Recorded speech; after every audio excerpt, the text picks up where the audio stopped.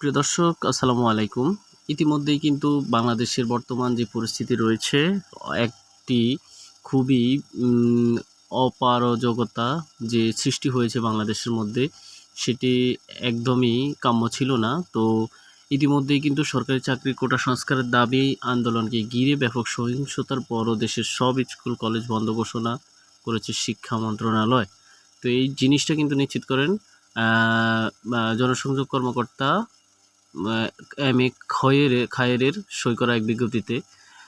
তো এখানে বলা হয়েছে যে বিদ্যালয় ও কলেজগামী শিক্ষার্থীদের নিরাপত্তা বিষয়টি নিশ্চিত করার জন্য শিক্ষা মন্ত্রণালয়ের আওতাধীন মাধ্যমিক উচ্চ শিক্ষা বিভাগের সকল পর্যায়ের শিক্ষা প্রতিষ্ঠান এবং পলিটেকনিক্যাল ইনস্টিটিউট সমূহ শ্রেণী কার্যক্রম পরবর্তী নির্দেশ না দেওয়া পর্যন্ত বন্ধ থাকবে। তো আপনারা সবাই জানেন ইতিমধ্যেই কিন্তু বাংলাদেশের সারা দেশের ৭ জন শিক্ষার্থী কিন্তু ইতিমধ্যেই নিহত হয়েছেন।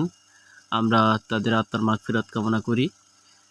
এছাড়াও আপনারা সবাই জানেন জাহাঙ্গীরনগর বিশ্ববিদ্যালয়, ঢাকা বিশ্ববিদ্যালয় এবং চট্টগ্রাম বিশ্ববিদ্যালয় সহ দেশের বিভিন্ন পাবলিক বিশ্ববিদ্যালয়ে কিন্তু এ ধরনের সহিংসতার খবর পাওয়া গিয়েছে।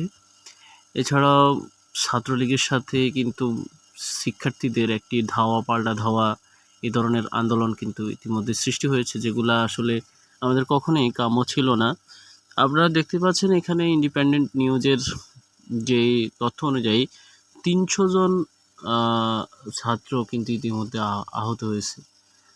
তো ছাত্রলীগ আর ছাত্র সবাই কিন্তু ছাত্র, কিন্তু তারপরেও কেন জানি দুইটা ভাগে বিভক্ত হয়ে গেল।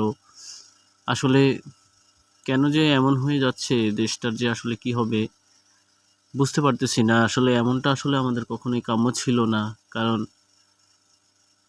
৫২'র ভাষা আন্দোলনের মাধ্যমে আসলে আমরা আমাদের তখনও অধিকার কিন্তু এই আন্দোলনের মাধ্যমেই কিন্তু দাবি আদায় করে নিয়েছি।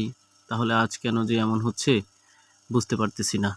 তো যাই হোক, আমরা আশা করব আমাদের দেশের এই ক্রান্তিকাল খুব দ্রুতই শেষ হবে।